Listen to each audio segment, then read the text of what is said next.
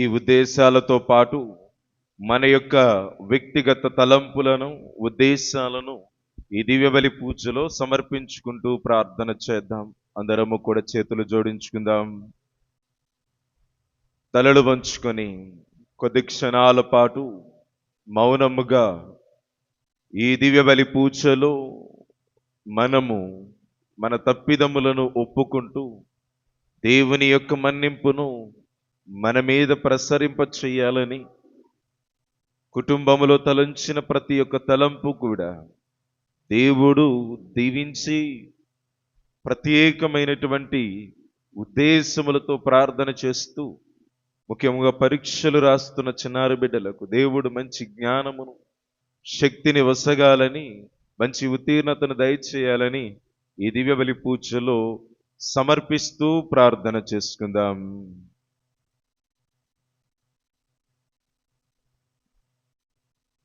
పితా పుత్ర పవిత్రాత్మ నామమునా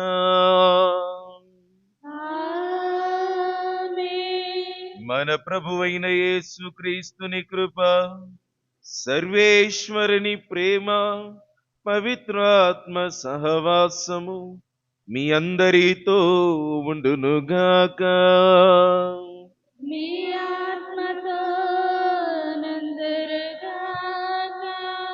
క్రీస్తునాథుని యందు ప్రియమైనటువంటి సహోదరి సహోదరులారా,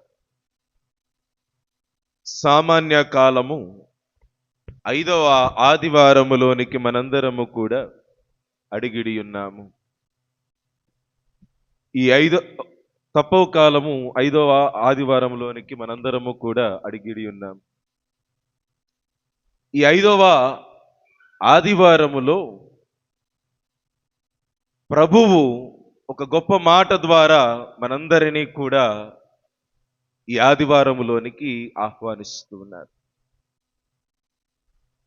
జీవము ఉండగా ఆయనను విశ్వసించు ప్రతి నరుడు కూడా ఎన్నడూ మరణించడు. అనగా ఆయన యందు గొప్ప విశ్వాసము, ఆయన యందు గొప్ప నమ్మిక, ఆయన యందు తొట్టిల్లనటువంటి నడవడిక మనల్ని ఎప్పుడూ కూడా శూన్యములోకి నడిపించదు. అనగా ప్రయోజనకరమైనటువంటి జీవితము మనకు ముందు ఉంది. దాని కొరకు మనందరము కూడా కష్టపడాలి. దాని కొరకు మనందరము కూడా మన జీవితాలను సరిచేసుకోవాలి అనేటటువంటి ఒక గొప్ప సందేశము మనం వింటూ ఉన్నాము. ప్రియమైనటువంటి సహోదరి సహోదరులారా, ఈ తపోకాలము మనందరినీ కూడా ఆధ్యాత్మికమైనటువంటి జీవితం వైపు మనందరినీ కూడా నడిపిస్తూ ఉంది. గడిచినటువంటి 4 వారాలలో మనం వివిధ అంశాలను ధ్యానము చేసుకుంటూ వస్తూ ఉన్నాము. అయితే ఆ ధ్యానము చేసినటువంటి అంశాలు మనందరినీ కూడా ఒక కొలికి తీసుకొస్తూ ఉన్నాయి. అనగా మనము ఇప్పటి వరకు చేసినటువంటి ఈ దీక్ష కానీ, ఇప్పటి వరకు మనం చేసినటువంటి ఈ ప్రయాణము దేని కొరకు మనకు తెలియచేస్తూ ఉంది. కాబట్టి ఈ దివ్యబలి పూజలో మనము యోగ్యముగా పాలు పంచుకోవడానికి ప్రయత్నం చేద్దాం. దేవునికి ఈ దివ్యబలి పూజలో మనమందరము కూడా ఇష్టలుగా పాలు పంచుకోవటానికి ప్రయత్నం చేద్దాం. దానికి గాను మనం చేసినటువంటి తప్పిదములను ఒప్పుకొందుము.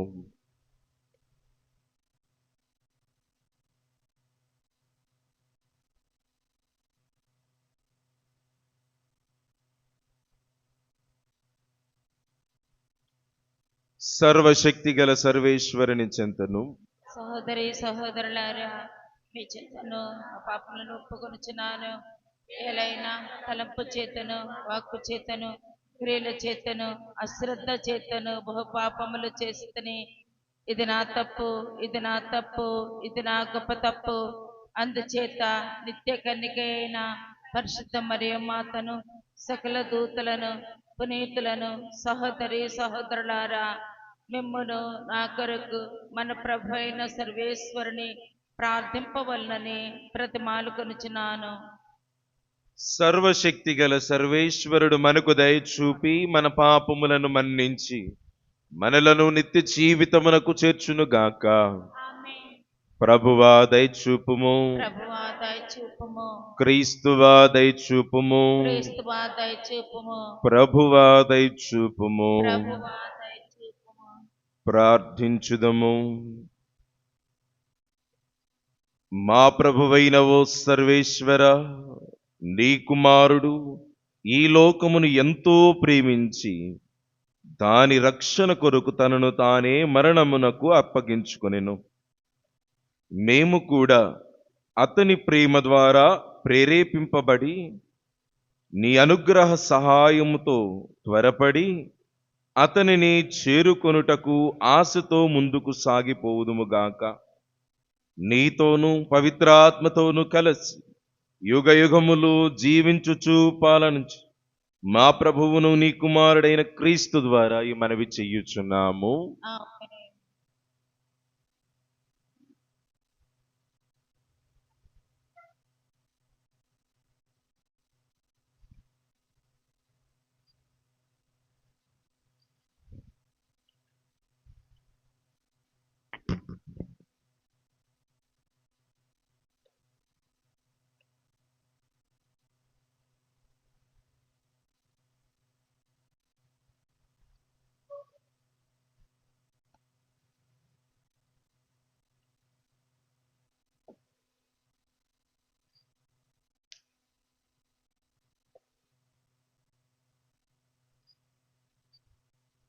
నేను నా ఆత్మ మీలో ఉంచి మీరు జీవించినట్లు చేయుదును. తపోకాల 5వ ఆదివారము, మొదటి పట్టణము, యెహెజ్కేలు గ్రంథము 37వ అధ్యాయము 12వ వచనము నుండి 14వ వచనం వరకు. మొదటి పట్టణము, యెహెజ్కేలు గ్రంథము 37వ అధ్యాయము 12వ వచనము నుండి 14వ వచనం వరకు. నీవు ఇజ్రాయేలీయులకు ఇట్లు ప్రవచనము చెప్పుము. యావే ప్రభు ఇట్లు నుడువుచున్నాడు, నా ప్రజలారా, నేను మీ సమాధులను తెరిచి మిమ్ము లేపుదును. మిమ్ము మరల ఇజ్రాయేలీల దేశమునకు తోడ్కొని వత్తును. నేను మీ సమాధులను తెరిచి మిమ్ము లేపునప్పుడు మీరు నేను ప్రభువుడని గుర్తింతురు. నేను నా ఆత్మను మీలో ఉంచి మీరు జీవించినట్లు చేయుదును. మీరు మీ దేశమున వసించినట్లు చేయుదును. అప్పుడు ప్రభువుడైన నేను మాట ఇచ్చి చెప్పినట్లే చేసిత్తునని గ్రహింతురు. ఇది ప్రభువుడైన నా వాక్కు. ఇది ప్రభువు వాక్కు. ప్రత్యుత్తర గీతము. కీర్తనలు 130, 1 నుండి 8 వరకు. అందరూ ప్రభువులో కరుణయు ప్రభువులో కరుణయు పూర్ణ రక్షణయు నిండి ఉన్నది. నిండి ఉన్నది. ప్రభు అగాధముల నుండి నేను మీకు మొరపెట్టుచున్నాను. ప్రభు నా మొరను వినుము. నీ చెవియొగ్గి నా వేడుకలను ఆలింపుము. అందరూ ప్రభువులో కరుణయు ప్రభువులో కరుణయు పూర్ణ రక్షణయు నిండి ఉన్నది. పూర్ణ రక్షణయు నిండి ఉన్నది. ప్రభు, నీవు మా దోషములను గణించినచో ఇక ఎవడు నివ్వగలడు? కానీ నీవు మమ్ము క్షమింతువు కనుక మేము నీ పట్ల భయభక్తులు చూపుదుము. అందరూ ప్రభువులో కరుణయు ప్రభువులో కరుణయు పూర్ణ రక్షణయు నిండి ఉన్నది. పూర్ణ రక్షణయు నిండి ఉన్నది. నేను ప్రభువు కొరకు ఆశతో వేచి ఉన్నాను. నేను ఆయన వాగ్దానమును నమ్మితిని. కావలి వారు వేకువజాము కొరకు వేచి ఉన్నట్లు దానికంటే ఎక్కువగా నా ప్రాణము ప్రభువు కొరకు వేచి ఉన్నది. అందరూ ప్రభువులో కరుణయు ప్రభువులో కరుణయు పూర్ణ రక్షణయు నిండి ఉన్నది. పూర్ణ రక్షణయు నిండి ఉన్నది. ఇజ్రాయేలీలు ప్రభువును నమ్ముదురు. ఆయన దయగలవాడు, సమృద్ధిగా రక్షణమును వసుగువాడు. సమస్త పాపముల నుండి ఇజ్రాయేలీలను రక్షించువాడు. అందరూ ప్రభువులో కరుణయు ప్రభువులో కరుణయు పూర్ణ రక్షణయు నిండి ఉన్నది. పూర్ణ రక్షణయు నిండి ఉన్నది.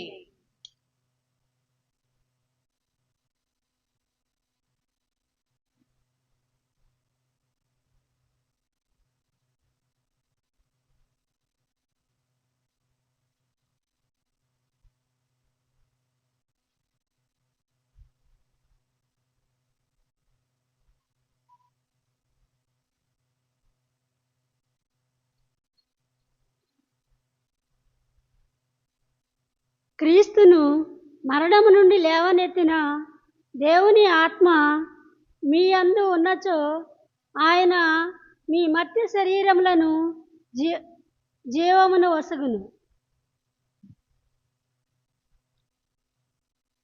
రెండవ పఠనము పునీత పౌలు రోమా పౌరులకు రాసిన లేఖ 8వ అధ్యాయము 8వ వచనము నుండి 11వ వచనం వరకు. పునీత పౌలు రోమా పౌరులకు రాసిన లేఖ 8వ అధ్యాయము 8వ వచనము నుండి 11వ వచనం వరకు. సోదరులారా, శరీరానుసారముగా జీవించువారు దేవుని సంతోషపెట్టలేరు. మీ యందు నిజముగా దేవుని ఆత్మ వసించుచున్నచో మీరు శరీరమునందు కాక ఆత్మయందు ఉన్నారు. క్రీస్తు ఆత్మ తన యందు లేనివాడు ఆయనకు చెందడు. క్రీస్తు మీ యందు ఉన్నచో మీ శరీరము పాపము విషయమై మరణించినది, కానీ ఆత్మ నీతి విషయము జీవము కలిగి ఉన్నది. క్రీస్తును మరణము నుండి లేవనెత్తిన దేవుని ఆత్మ మీ యందు ఉన్నచో క్రీస్తును మృతులలో నుండి లేవనెత్తిన ఆయన మీ అందున్న తన ఆత్మ వలన నశించు మీ శరీరములకు కూడా జీవము వసగును. ఇది ప్రభువు వాక్కు. వందనములు. సువిశేషమునకు ముందు వచనము. ప్రభువు ఇట్లనెను, నేనే పునరుత్థానమును జీవమును. జీవము ఉండగా నన్ను విశ్వసించు ప్రతివాడు ఎన్నటికినీ మరణింపడు.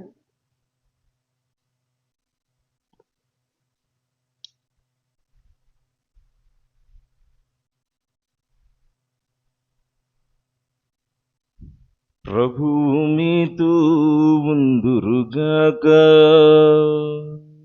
మీ ఆత్మతో నిందురుగాక. పునీత యోహాను గారు రాసిన పవిత్ర సువిశేషములోని భాగము. ప్రభువా నీకు మహిమ కలుగునుగాక.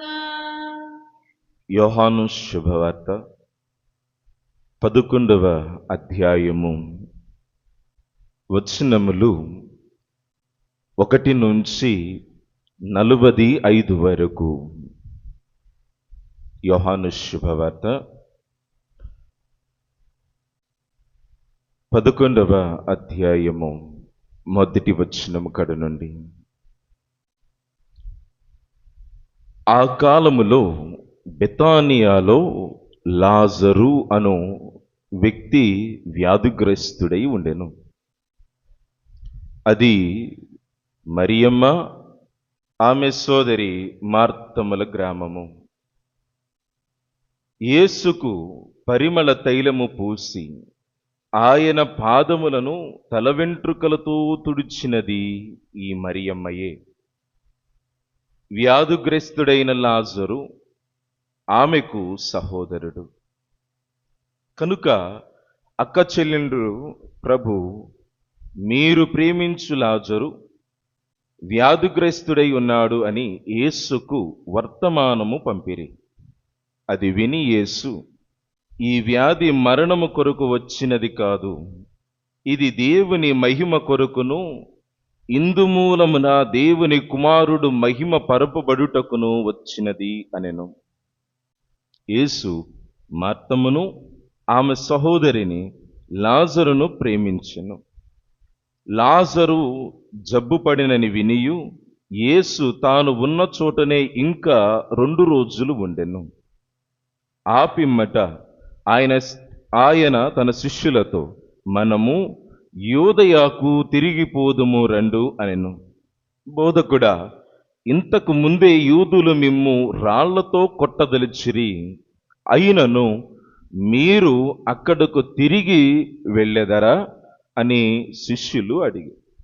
అందుకు యేసు ఇట్లనెను, పగలు 12 గంటలు ఉన్నవి కదా, ఎవడేని పగటి వేళ నడిచిన ఎడల తొట్రుపడడు, ఎలయన వాడు ఈ లోకపు వెలుగును చూడగలుగును.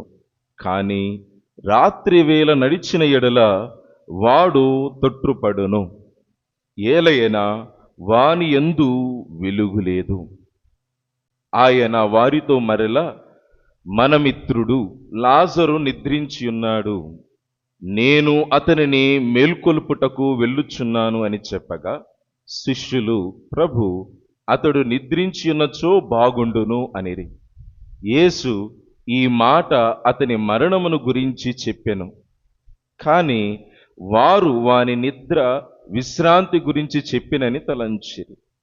అప్పుడు యేసు వారితో స్పష్టముగా, లాజరు మరణించెను, మీరు విశ్వసించుటకు మీ నిమిత్తమై నేను అచ్చట లేనందున సంతసించుచున్నా. రండు, ఇప్పుడు మనము అతని యొద్దకు వెళ్ళెదము అని పలికాను. అప్పుడు దిదీము అనబడు తోమా, మనము కూడా వెళ్ళి అతనితో పాటు చనిపోవుదము అని తన తోటి శిష్యులతో అనెను. యేసు అక్కడకు చేరిన పిమ్మట లాజరు సమాధి చెయ్యబడి అప్పటికి 4 దినములైందని తెలుసుకొనెను. బెతానియా గ్రామము యెరూషలేమునకు ఇంచుమించు క్రోసెడు దూరమున ఉన్నది. వారి సహోదరుని గూర్చి మార్తమ్మ మరియమ్మలను ఓదార్చుటకై పలువురు యూదులు అచ్చటకు వచ్చిరి. యేసు వచ్చుచున్నాడని వినినంతనే మార్తమ్మ ఆయనకు ఎదురు వెళ్ళెను. కాని మరియమ్మ ఇంటి యందే కూర్చుని ఉండెను. మార్తమ్మ యేసుతో, ప్రభు, మీరు ఇచ్చట ఉండి ఉన్నచో నా సహోదరుడు మరణించి ఉండేడివాడు కాడు. ఇప్పుడైనను దేవుని మీరు ఏమి అడిగినను మీకు ఇచ్చును అని నాకు తెలియను అనెను. యేసు ఆమెతో, నీ సహోదరుడు మరలా లేచును అని చెప్పాను. అందుకు మార్తమ్మ, అంతిమ దినమున పునరుత్థానమందు అతడు మరలా లేచునని నేను ఎరుగుదును అని పలికెను. అప్పుడు యేసు, నేనే పునరుత్థానమును జీవమును, నన్ను విశ్వసించువాడు మరణించినను జీవించును, జీవము ఉండగా నన్ను విశ్వసించు ప్రతివాడు ఎన్నటికీ మరణింపడు.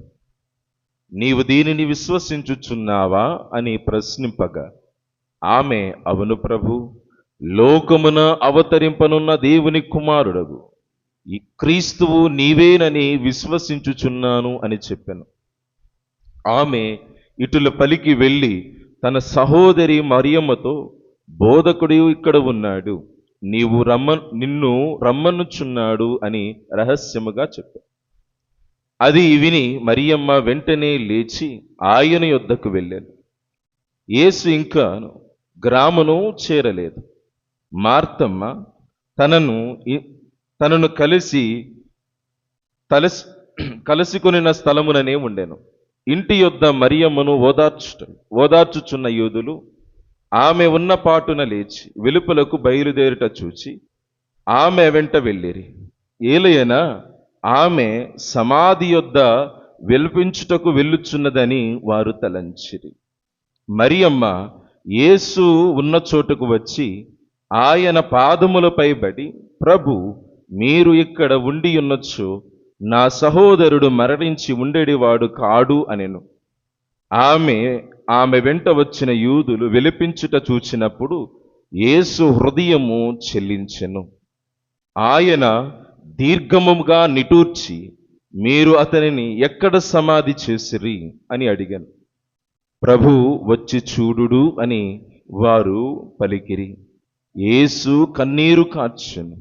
అంతట యూదులు, ఈయన అతనిని ఎంతగా ప్రేమించుచున్నాడో చూడుడు అని చెప్పుకొనిరి.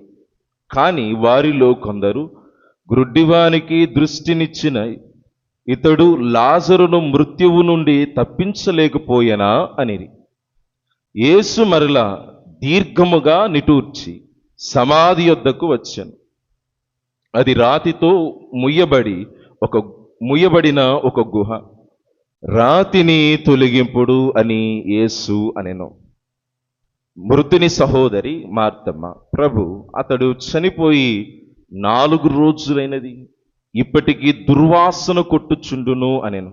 యేసు ఆమెతో, నీవు విశ్వసించినచో దేవుని మహిమను చూచెదవని నీతో చెప్పలేదా అనెను. అంతటా వారు రాతిని తొలగించిరి. యేసు కనులెత్తి, ఓ తండ్రి, నీవు నా ప్రార్థనను ఆలకించినందులకు కృతజ్ఞుడను. నీవు నన్ను ఎప్పుడునూ ఆలకించెదవని నేను ఎరుగుదును. కానీ ఇక్కడ ఉన్న జనసమూహము నిమిత్తమై నీవు నన్ను పంపినట్లు వారు విశ్వసించుటకై ఇట్లు పలికితిని అనెను. పిమ్మట యేసు బిగ్గరగా, లాజరు వెలుపలకు రమ్ము అని పలికెను. చనిపోయిన వాడు వెలుపలకు వచ్చెను. అతని కాలు చేతులు ప్రేత వస్త్రములతో బంధింపబడి ఉండెను. అతని ముఖము వస్త్రముతో చుట్టబడి ఉండెను. యేసు వారితో, కట్లు విప్పి అతనిని పోనెండు అనెను. మరియమ్మతో కలిసి వచ్చి ఈ అద్భుతమును చూచిన యూదులలో పలువురు ఆయనను విశ్వసించిరి. ఇది క్రీస్తు ప్రభుని సువిశేషము. క్రీస్తువానికి స్తుతి కలుగును గాక.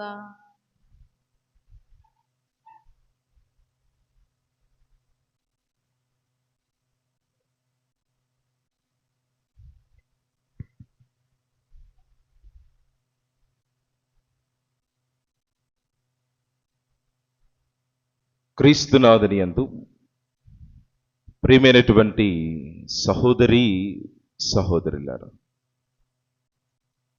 తపోకాలము 5వ ఆదివారములో మనందరము కూడా అడిగిడి ఉన్నాము. ఈ 5వ ఆదివారము మనము ఇంచుమించు ఈ తపోకాలానికి చివరిలో ఉన్నాము. మనము మరికొద్ది రోజులలో మరో కొత్త అనుభూతిలోకి మనందరము కూడా ప్రవేశించబోతూ ఉన్నాము అనేటటువంటి సత్యాన్ని మనకు తెలియజేస్తున్నాం. ఏంటా సత్యము? ఏంటి ఆ నూతనమైనటువంటి అనుభూతులు ఏంటి అనగా, జీవము ఉండగా నన్ను విశ్వసించువాడు మరణించినను జీవించును అనేటటువంటి గొప్ప సందేశము ద్వారా మనము రానున్నటువంటి దినములలో దేని కొరకు ఇంతటి సుదీర్ఘమైనటువంటి ప్రయాణాన్ని మనందరము కూడా మొదలు పెట్టాము అనే దాని గురించి ధ్యానము చేస్తూ వస్తూ ఉన్నాం. అయితే ఈ యొక్క ఆదివారము మనము కొన్ని విషయాల మీద ధ్యానము చేస్తూ మన యొక్క ఆధ్యాత్మిక జీవితములో మనము దేని కొరకు ఈ యాత్రను కొనసాగిస్తూ ఉన్నామో తెలుసుకుందాం. ప్రియమైనటువంటి సహోదరి సహోదరులారా, మనందరము కూడా చదువుకున్నటువంటి వారమే. చదువుకున్నటువంటి మనకు పాఠశాలలో ఒక మాట ఎప్పుడూ కూడా ప్రతిధ్వనిస్తూ ఉంటుంది. ఏంటా మాట?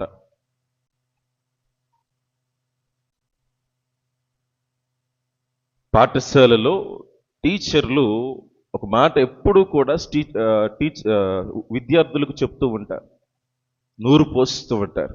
ఏంటా మాట? అమ్మా, క్రమశిక్షణ, ఇంకా డిసిప్లిన్, ఇంకంతకంటే గొప్పే చెప్తారు.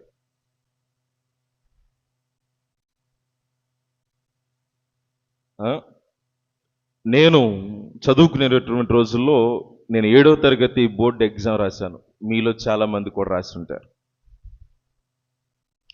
ఈ బోర్డు ఎగ్జామ్ రాస్తున్నటువంటి సమయంలో టీచర్లు ఒక మాట చెప్తూ ఉండేవాళ్ళు, ఈ ఒక్క సంవత్సరం కష్టపడు, వచ్చే జీవితం చాలా బాగుంటుంది అని చెప్పేవాళ్ళు. 7వ తరగతి అయిపోయింది, 10వ తరగతిలోకి వచ్చాం.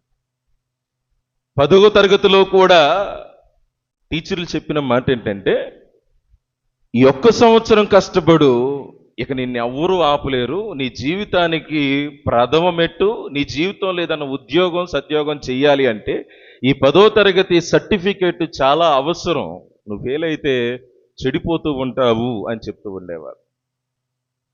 సరే, 10వ తరగతి అయిపోయిన తర్వాత మనందరం కూడా ఇంటర్మీడియట్కి వెళ్తూ ఉంటాం. ఇంటర్మీడియట్లో కూడా వాళ్ళు చెప్పేటటువంటి మాట ఏంటంటే, ఈ 2 సంవత్సరాలు కూడా చాలా చాలా విలువైనటువంటి సమయం.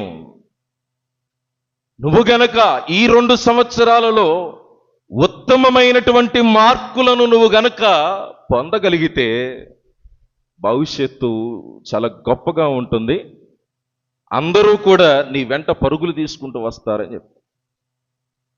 ఇది ఎక్కడితో అవ్వల. మరలా ఈ ఎంటర్ అయిన తర్వాత నేనైతే ఎంసెట్లు నీట్లు రాయలేదులే, కానీ ఇప్పుడు రాస్తున్న వాళ్ళు ఎంసెట్ రాపిస్తారు, నీట్ రాపిస్తారు, ఇంకా చాలా చాలా చదివిస్తారు. ఉద్దేశం ఏంటంటే, ఇది గనక ఈ 4 సంవత్సరాలు చదవగలిగితే, నువ్వు గనక ఎంసెట్లో సీటు కొడితే, నీట్లో సీటు కొడితే నీ జీవితం చాలా సుందరమయంగా ఉంటుంది, తర్వాత చాలా ఉజ్వలమైనటువంటి భవిష్యత్తు ఉంటుంది అని చెబుతూ ఉంటారు. మాకు గురు విద్యార్థిగా, నేను 10వ ఇంటర్మీడియట్ అయినాక గురు విద్యార్థిగా నూజివీళ్ళు చదువుతున్నటువంటి రోజుల్లో కూడా సెమినరీలోకి వెళ్ళినటువంటి తరుణాన్న మా సెమినరీ రెక్టర్ చెప్తూ ఉండేవాడు, ఈ 3 సంవత్సరాలు చాలా గొప్పది అన్నవాడు.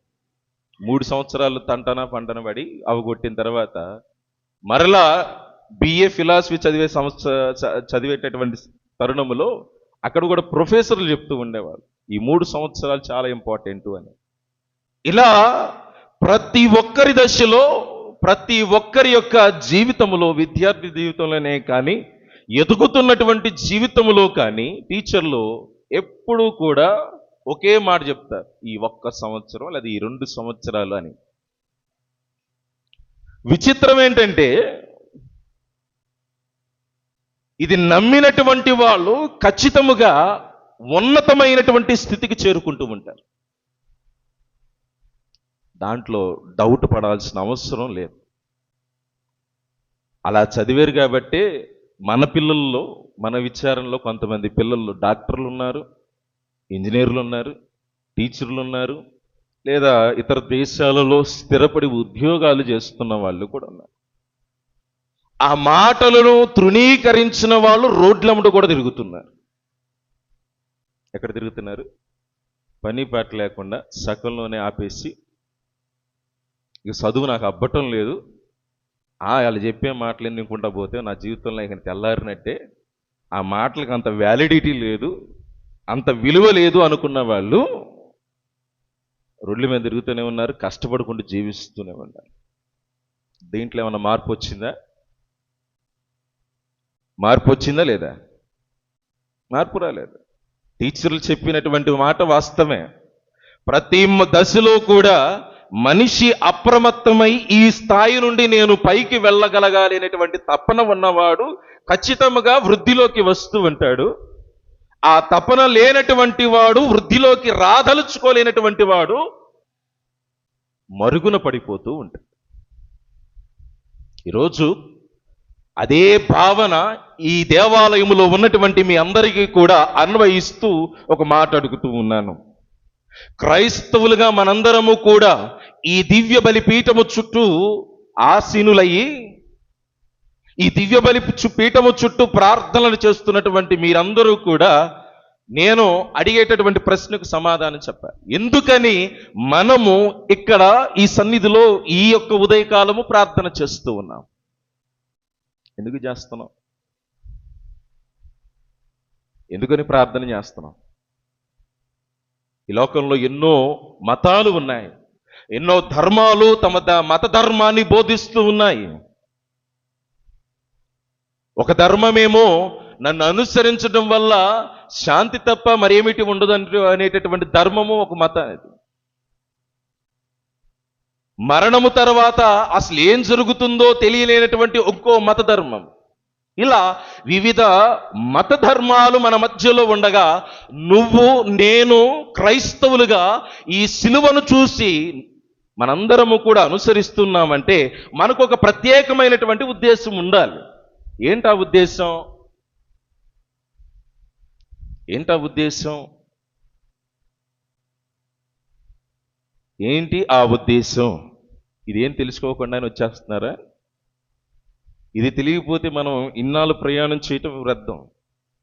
స్వార్థము కూడా ఉంది దీంట్లో. భూమి మీద జీవించినంత కాలమే కాదు, మరణము తర్వాత కూడా నేను జీవించాలి అనేటటువంటి ఒక దృక్పథముతో ఈ స్థలములో గుమికూడినటువంటి ప్రతి క్రైస్తవుడు క్రైస్తవురాలు తలంచేది ఏంటంటే, నేను నా మరణము తర్వాత పునరుత్థాన జీవితాన్ని పొందుకోవాలి. స్వార్థమేనా? స్వార్థమేనా? విశ్వాసం అని మీరు అనొచ్చు, నిజ సత్యము అని నేను తెలుసు అని మీరు చెప్పొచ్చు.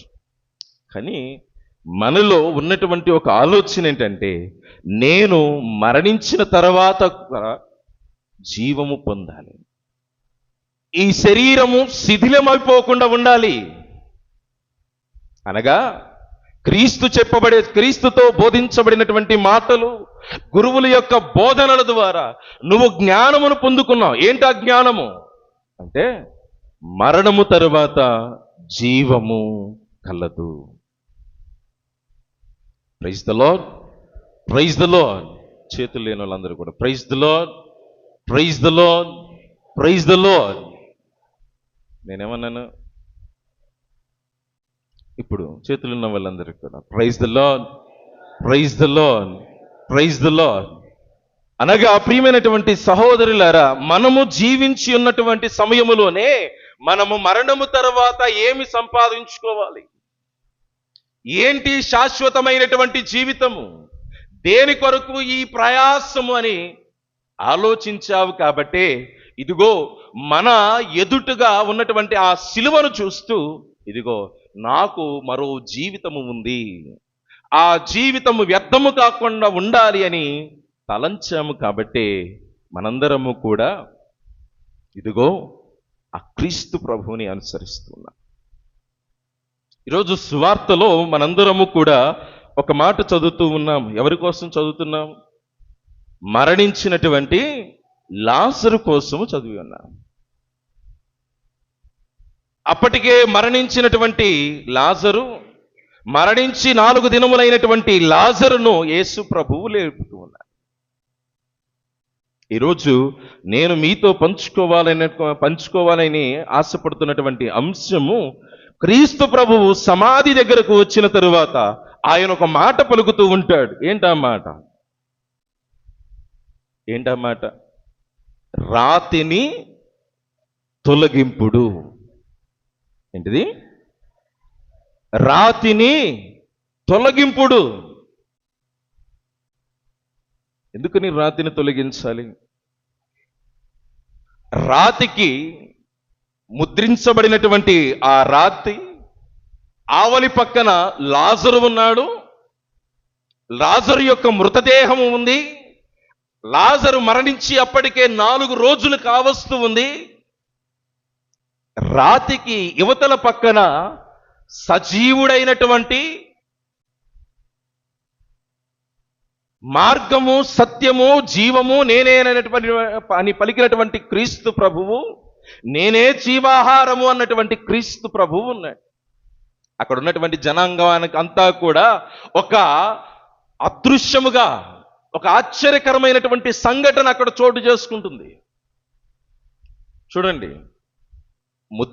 అక్కడ ముయ్యబడినటువంటి రాతి ఏదైతే ఉందో, రాతికి యువతల క్రీస్తు ఉన్నాడు, రాతికి అవతల లాజరు ఉన్నాడు.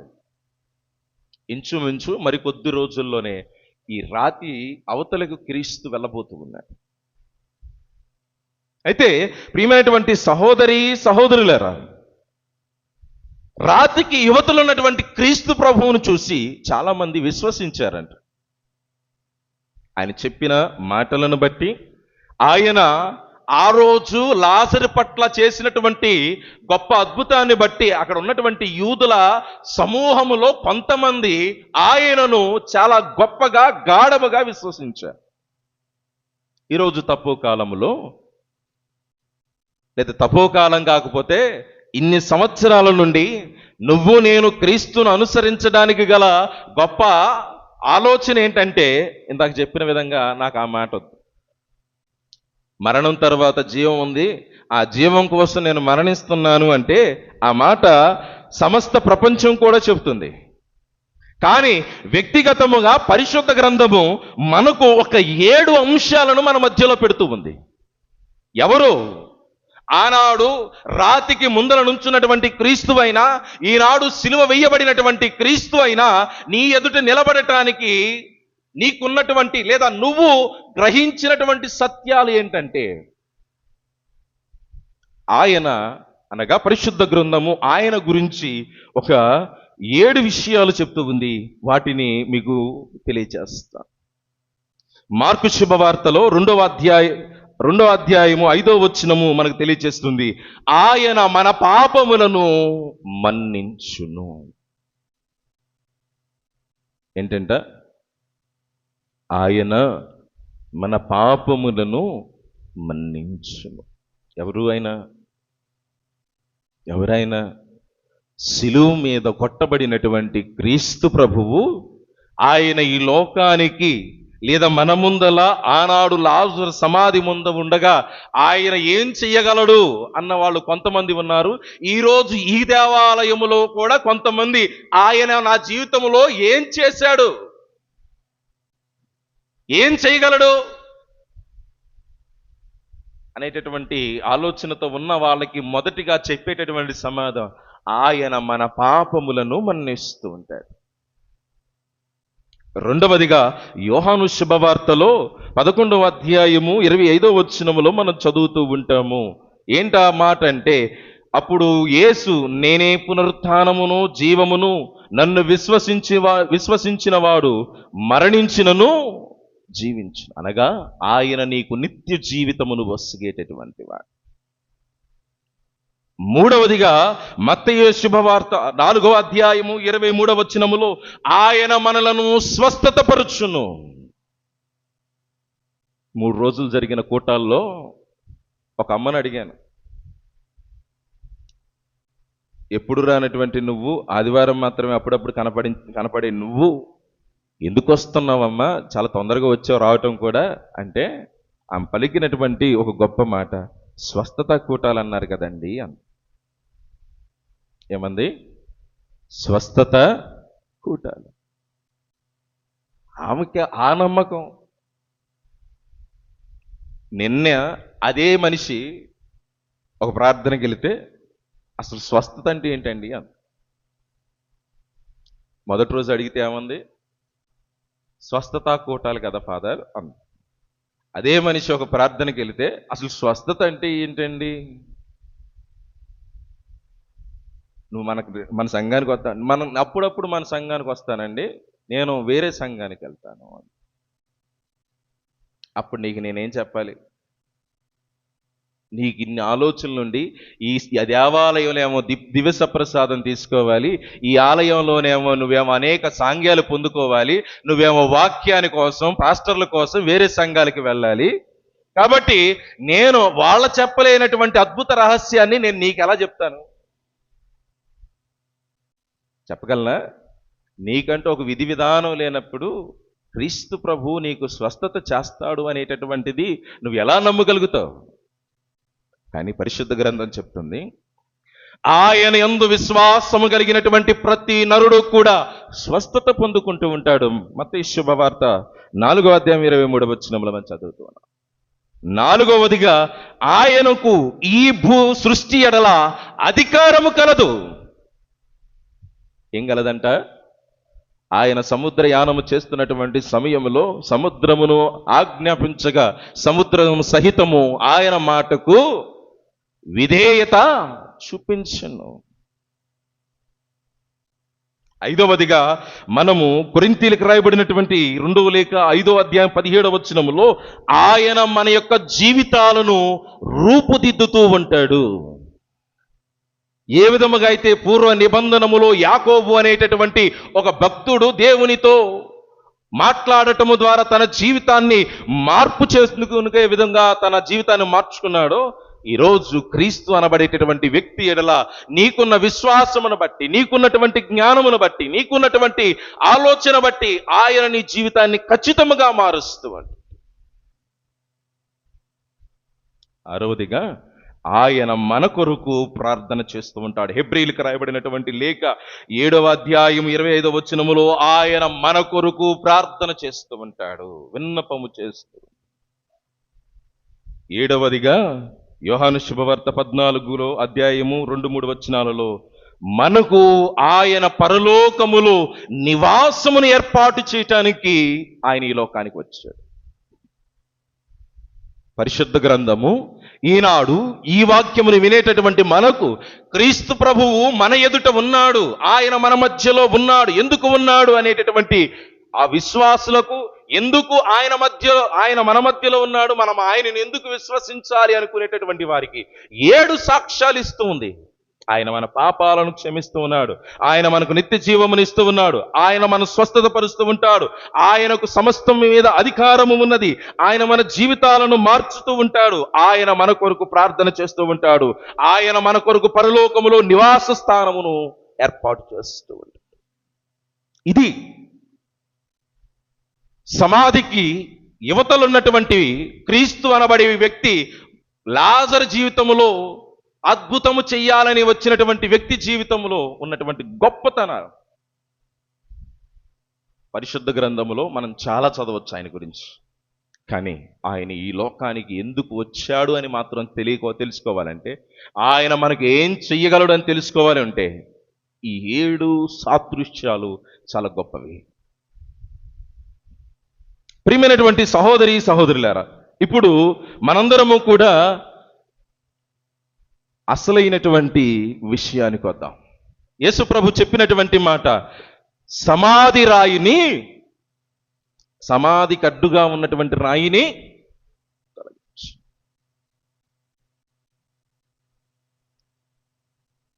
ఈ లోకంలో అనేక విధాలుగా సమాధి చేస్తూ ఉంటారు. మన హైందవ ధర్మం ప్రకారము మరణించిన వ్యక్తిని ఏం చేస్తారు? కాలుస్తూ ఉంటారు. దాని అర్థం ఏంటంటే, మనిషి 10 అవతారాలు ఎత్తాలి. ఒకసారి మనిషి అవతారం ఎత్తితే ఏ జంతువుగానో లేదా ఒక క్రిమిగానో అతను 10 అవతారాలు ఎత్తుతూ ఉండాలి. మన ముస్లిం సహోదరులు కూడా సమాధి చేస్తూ ఉంటారు. దాని అర్థం ఏంటి? సమాధి చేయటానికి మాకు మరలా జీవము ఉంది, న్యాయము తీర్చబడాలి ఈ మరణించిన వ్యక్తికి.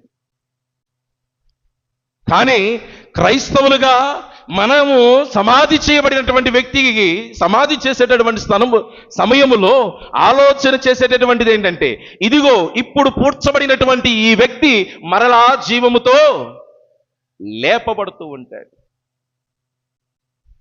మరలా జీవముతో లేపబడుతూ ఉంటాడు. కాబట్టి ఈ లోకములో చాలా విధాలుగా సమాధి చేస్తూ ఉంటారు, ఈజిప్ట్లో కానీ వివిధ మతాల ప్రకారం. అయితే దానికి ముందల మనం తెలుసుకోవలసినటువంటిది, మూయబడినటువంటి ఈ రాయను క్రీస్తు ఎందుకని తొలచివేయమన్నాడు అంటే, ప్రియమైనటువంటి సహోదరి సహోదరులారా, మూయబడినటువంటి రాయి పాపానికి సూచికగా ఉన్నది. Praise the Lord, praise the Lord, praise the Lord. మధ్యలో వాళ్ళు పునికేస్తున్నారు. ఏమంటుంది? రాతిని తొలగించండి. ఏంటా రాతి? ప్రియమైనటువంటి సహోదరి సహోదరులారా, రాతి అనగా పాపమునకు గుర్తుగా ఉన్నది. ఇదిగో, ఎవరైతే ఆ బండరాయి అనేటటువంటి పాపమును మనకు అడ్డుగా ఉందో, క్రీస్తును చూడటానికి మనలను కప్పివేస్తుందో, ఆ పాపాన్ని మనము తొలగించుకోవాలి. ఈ తపోకాలములో మనందరము కూడా చేసేటటువంటి గొప్ప త్యాగాల ద్వారా కానీ, చేసేటటువంటి అవలంబించేటటువంటి ఉపవాసాలు, దాన ధర్మాల ద్వారా ఇదిగో మన హృదయానికి అడ్డుగా ఉన్నటువంటి ముయ్యబడినటువంటి పాపము అనేటటువంటి ఆ రాతిని మనము తొలగించుకోవాలి. ఎందుకు తొలగించుకోవాలి? మనము క్రీస్తును స్పష్టముగా చూడగలగాలి. క్రీస్తు ఎడల మన యొక్క దృష్టిని నిలపగలగాలి. అలా నిలపలేని పక్షములో మనము క్రీస్తు మన ఎడల చెయ్యాలనుకున్నటువంటి ఆ గొప్ప అద్భుత కార్యాలు మనం ఏనాడు కూడా చూడలేము. కాబట్టి మొదటిగా ఆ రాతిని తొలగించండి అని చెప్తూ ఉన్నాడు. ఆ రాతిని తొలగించండి అని ఎవరి సహాయాన్ని తీసుకుంటున్నాడు? మనలాగే నన్ను మీరు ఏ విధంగా అయితే చూస్తున్నారో అట్టాగే ఆనాడు లాజరు మరణించాడని తెలుసుకున్న తర్వాత యూదులు కూడా మీరు నన్ను ఎట్ట చూస్తున్నారో వాళ్ళు కూడా అట్ట చూస్తున్నారు యేసు ప్రభువుని. చూస్తుంటే అట్ట చూస్తే సరిపోదు, వచ్చి మానవులుగా మీ వంతు సహాయం చేయండి, మూయబడినటువంటి ఈ రాతిని తొలగించండి అన్నాడు. ఇదే యేసు ప్రభు తన పునరుత్థాన సమయములో తన సమాధికి అడ్డుగా పెట్టబడినటువంటి రాతిని మనుషుల ద్వారా తొలగించాడా? దేవుని ప్రమేయం ద్వారా జరిగిందా? దేవుని ప్రమేయంతో జరిగినటువంటి. మరి ఎందుకని ఇక్కడ మాత్రమే యేసు ప్రభు ఆయన తలుచుకుంటే చిటుకులో నువ్వు దొర్లుము అనగా దొర్లుము కదా. పుట్టుగుడ్డు వాడికి స్వస్థతనిచ్చాడు. 12 సంవత్సరాల రక్తస్రావంతో బాధపడుతున్నటువంటి తల్లికి ఆయన స్వస్థతనిచ్చాడు. కుష్ఠరోగులకు స్వస్థతనిచ్చాడు. ఇలా చేసినటువంటి వ్యక్తికి రాతిని తొలగించడం అనేటటువంటిది పెద్దగా సమస్య ఏం కాదు. కానీ ఆ రాతిని తొలగించడానికి అక్కడున్నటువంటి కొంతమంది సహాయాన్ని కోరుతూ ఉన్నాడు. అనగా ఆ పాపము, మానవ జీవితంలో ఉన్నటువంటి అడ్డుగా ఉన్నటువంటి పాపమును తొలగించటానికి మానవుల యొక్క సహాయము, అనగా ఒకరినొకరు సహాయము చేసుకుంటూ, ఒకరినొకరు గౌరవించుకుంటూ, ఒకరి పట్ల ఒకరు అసూయ లేదా గర్వము అనేటటువంటి అవలక్షణాలు తొలగించుకుంటూ మనము పాపమును అంతము చేసుకోవాలని ఆయన సూచిస్తూ ఉన్నారు. రెండవదిగా, ఈ పాపము తొలగించబడాలి అంటే నువ్వు దైవజనుల యొక్క సహాయమును తీసుకోవాలి. అందుకనే 3వ రోజున చాలా మంది పాప సంగీతానికి వచ్చారు. చివరి మినిట్లో వచ్చారు. మంచిదే, ఏ మినిట్లో వచ్చారనేది కాదు, చేయగలిగారు. చేయలేని సంగతి ఏంటి? చేయలేనటువంటి వారి సంగతి ఏమిటి? ఆలోచన చేయాలి.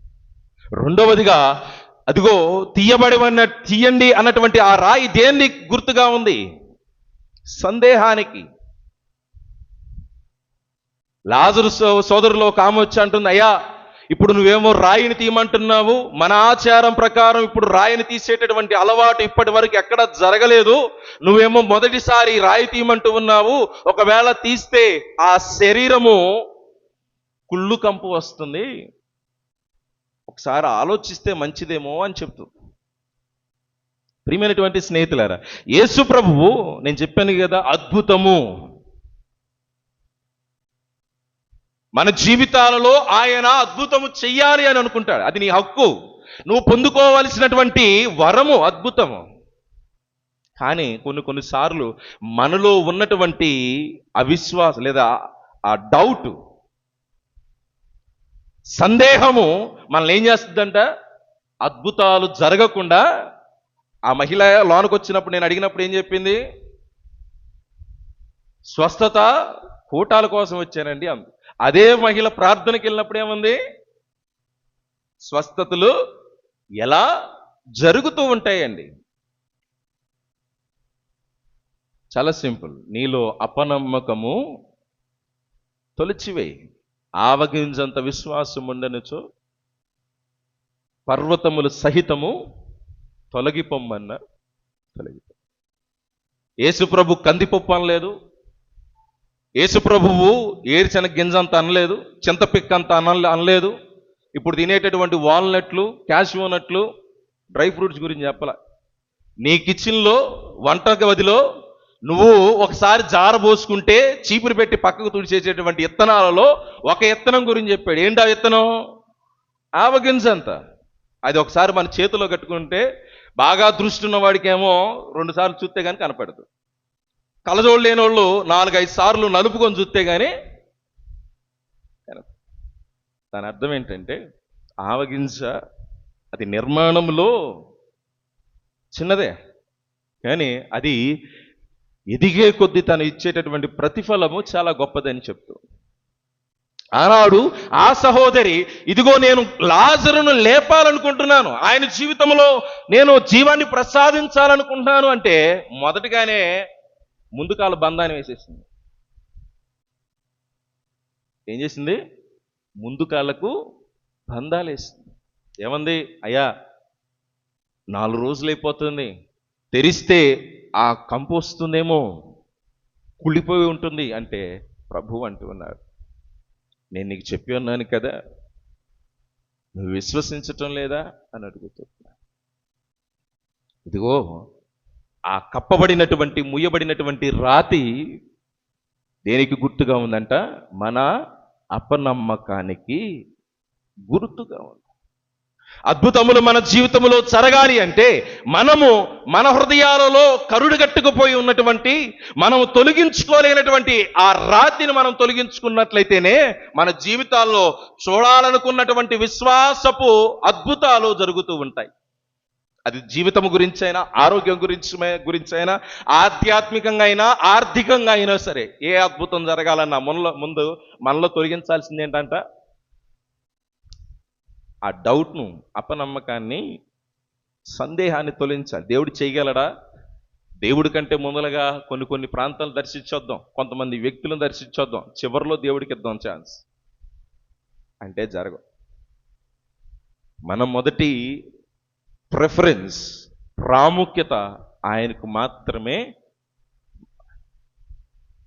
ప్రియమైనటువంటి సహోదరులారా, మూడవదిగా అవిశ్వాసము. ఏమన్నారు జనాలు? ఏమన్నారు? ఎంతో మందిని స్వస్థత పరిచాడు, ప్రాణ స్నేహితుణ్ణి రక్షించుకోలేకపోయారు అన్నారు. మనం కూడా అంతే ఉంటాం కదా, వాళ్ళకి చేశారు, వీళ్ళకి చేశారు, నాకు మాత్రమే చేయట్లేదు అనుకుంటాం. వాళ్ళ జీవితంలో జరిగింది వీళ్ళ జీవితంలో జరుగుతుంది, కానీ నా జీవితంలోనే సమత ఉంటుంది కదా. ప్రపంచంలో అనేక మంది జీవితాలు అద్భుతాలు జరుగుతున్నాయి, ఒక్క నా జీవితంలో తప్ప అంటే అట్లాగే. ప్రియమైనటువంటి స్నేహితులారా, అవిశ్వాసమును తొలగించండి అంటూ ఉన్నాయి. కాబట్టి ఇదిగో మూసివేయబడినటువంటి రాతి పాపమును, మనలో ఉన్నటువంటి సందేహమును, మనలో ఉన్నటువంటి అవిశ్వాసమును చూడగలిగితే, తీసివేస్తే తప్ప మనము ఆ బండ అవతల ఉన్నటువంటి, ఆ ద్వారానికి అవతల ఉన్నటువంటి గొప్పతనాన్ని మనం చూడలేము. అయితే ద్వారానికి అవతల ఏముంది? మరణించినటువంటి లాజరును బయటికి తీసుకురావడమే కదా. చాలా మందికి అనిపించేది ఏముంది అక్కడ? చూడటానికి ఏముంది? మరణించిన లేపుకొచ్చారు అంతే కదా అంటే తప్పు. మరణించిన వాడే, కానీ ఏ విధముగా యేసు ప్రభు ఏ ఉద్దేశముతో ఆయన లేపుతూ ఉన్నాడు అనేటటువంటిది కూడా మనం చూడాలి. ప్రియమైనటువంటి సహోదరులారా, 43వ వచనమును ఒకసారి చదువుదాం. పిమ్మట యేసు బిగ్గరగా, లాజరు వెలుపలకు రమ్ము అని పిలిచాను. లాజరుని ఏమని పిలుస్తున్నాడు? వెలుపలకి రమ్ము మరణించినోడికి వినపడద్దా? వినపడద్దా? ఎందుకని వినపడదు? వినికిడి శక్తి లేదు, చలనం లేదు, జీవము అంతకంటే లేదు. కానీ ఆయన పిలుస్తూ ఉన్నాడు, లాజరు బయటికి రా అంటూ ఉన్నాడు. ఈ సాదృశ్యాన్ని మనం అందరం కూడా చూసినప్పుడు ఆదామును గుర్తు చేసుకోవాలి. ఎందుకని ఆదామును గుర్తు చేసుకోవాలి? దేవుని మాటను లెక్క చేయలేదు కాబట్టి. అర్థమైందన్నమాట. దేవుని మాటను, దేవుని స్వరాన్ని, దేవుని యొక్క ఆ ఆలోచనను ఆయన గ్రహించలేదు కాబట్టి మరణానికి దాసోహమయ్యాడు. మరణపు యొక్క ఛాయలను ఆయన రుచి చూశాడు. ఇదిగో ఆ మరణపు ముసుగులో ఉన్నటువంటి మనకు ఇదిగో లాజరు అనేటటువంటి వ్యక్తి ద్వారా పిలుపునందిస్తూ ఉన్నాడు యేసు ప్రభు. అర్థమైంది అనుకుంటాను ఆ మాట. లాజరును పిలవటము ద్వారా ఆయన మరణపు ముసుగులో ఉన్నటువంటి మనందరినీ కూడా నిత్య జీవితములోనికి ఆహ్వానిస్తూ ఉన్నాడు. ఎవరు? క్రీస్తువు. అందుకనే మొదటిగా ఇదిగో ఈ సమాధిలో ఏం జరిగింది, అద్భుతం ఏం జరిగిందంటే ఆయన స్వరాన్ని వినగలగాలి, ఆయన వాక్యాన్ని వినగలగాలి.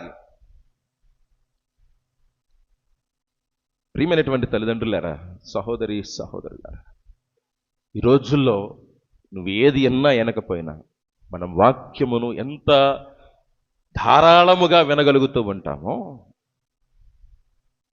ఇదిగో చలనం లేనటువంటి మన బ్రతుకులకు, మొద్దుబారిపోయినటువంటి మన హృదయాల మీద ఒక జీవధార జలాన్ని మన కుమ్మరిస్తూ ఉండాలి వాక్యము అనేది. అది ఏదో ఒక రోజున మన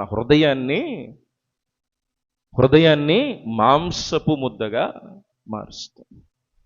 యెషయా గ్రంథంలో మనం చదువుతూ ఉంటాం కదా, నేను నీకు నీలో ఉన్నటువంటి రాతి గుండెను తీసి మాంసపు హృదయాన్ని నేను మీకు వసుగుతూ ఉంటాను అంటూ. ఇదిగో ఈ సమాధిలో ఉంచబడినటువంటి లాజరు కూడా ఎవరి స్వరాన్ని వింటూ ఉన్నాడు? క్రీస్తు స్వరాన్ని. మొదటిగా మనం ఆయన స్వరాన్ని వినగలగా, ఆయన వాక్యమును వినాలి. ఆ వాక్యము ద్వారా మనం ఆత్మ పరిశీలన చేసుకుంటూ ఉండాలి. రెండవదిగా మనము ఆయన సత్యమును గ్రహించాలి. 39వ వచనములో మనం చదువుతూ ఉంటాం, ఒకసారి చదవండి.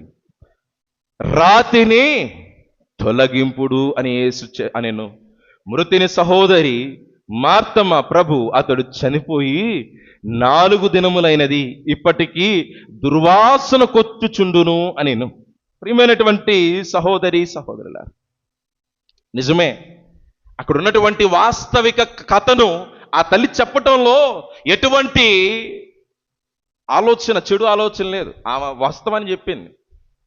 మనమైతే ఒప్పుకుంటామా? సమాధిని ఓపెన్ చేస్తామంటే అనుమానాస్పదంగా మరణించిన వాడిని పరిశీలించడానికి తప్ప, పోలీసుల అనుమతితో తప్ప మనం తీయటానికి సరిపోం. ఆమె కూడా అదే చెప్పింది. అయ్యా, మన సాంప్రదాయంలో ఇప్పటి వరకు ఇటువంటిది లేదు కదా, మరి లేనటువంటి దాన్ని నువ్వు ఎలా చేస్తూ ఉన్నావు అంటే ఆయన చెప్పినటువంటి మాట హెబ్రీలకు రాయబడినటువంటి లేఖ 4వ అధ్యాయం 13వ వచనం చదవండి. హెబ్రీలకు రాయబడినటువంటి లేఖ 4:13 చదవండి ఒకసారి. 4వ అధ్యాయము 13వ వచనము.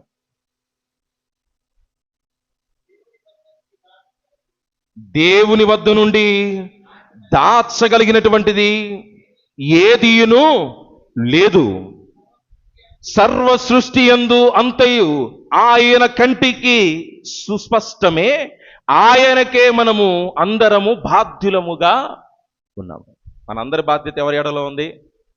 ఈ సృష్టి కింద, ఈ సృష్టిలో ఏదైనా మనం ఆయన కంటి నుంచి దాచగలమా? దాచలేము. అందుకనే మనము గ్రహించాల్సినటువంటిది, ఆదిలో కూడా తల్లిదండ్రులు ఏం చేశారంటే ఆయన అడుగుల యొక్క సవ్వడి విని ఏమన్నారు? దాక్కున్నారు. ప్రభు అడుగుతున్నారు, ఎక్కడ ఉన్నారు అంటే, అయ్యా నేను మీ యొక్క అడుగుల యొక్క సవ్వడి విని మేము దాగుకొని ఉన్నాము. ప్రస్తుతం జరుగుతున్నటువంటి పరిస్థితులను అంగీకరించాలి. క్రీస్తు ప్రభు అంటున్నాడు, వాస్తవాన్ని గ్రహించాలి, వాస్తవాన్ని దేవుని ముందర మనము వెదజల్లాలి. దాచుకుంటే ఏది? నీ పరిస్థితులు, నీ వ్యక్తిత్వం, నీ నడవడిక, మన యొక్క జీవితాల్లో జరిగేటటువంటి ప్రతి చిన్న విషయం కూడా ఆయనకి తెలుసు. మనందరం కూడా ఆయనకు బాధ్యులమే. దాచడానికి ఏముంది కదా? దాచడానికి ఏదీ లేదు. నువ్వు మా సాటి మానవుడిగా నా దగ్గర దాచొచ్చేమో, కానీ దేవుని ముందల ఏది కూడా దాచలే. అందుకనే ప్రభు అంటూ ఉన్నాడు, సమస్తము విదితమే అయినప్పుడు, దేవుని సృష్టిలో ప్రతిదీ కూడా నువ్వు నేను అందరము కూడా ఆయన కింద ఉన్నప్పుడు, ఆయన మరణించిన వారిని లేపటములో తప్పేం లేదు కదా. ఆయన అధికారమును చూపించటానికి ఇదొక గొప్ప తరుణం అని ప్రభు చెప్తూ ఉన్నాడు. మూడవదిగా ఆయన యొక్క అధికారమును చూపిస్తూ ఉన్నాడు. 44వ వచనములో మనం ఒకసారి చదువుతాం. శుభవార్తలో 44వ వచనం చదవండి. యోహాను శుభవార్త. అతని కాళ్ళు చేతులు పేత వస్త్రముతో బంధింపబడి ఉండెను, అతని ముఖము వస్త్రముతో చుట్టబడి ఉండెను.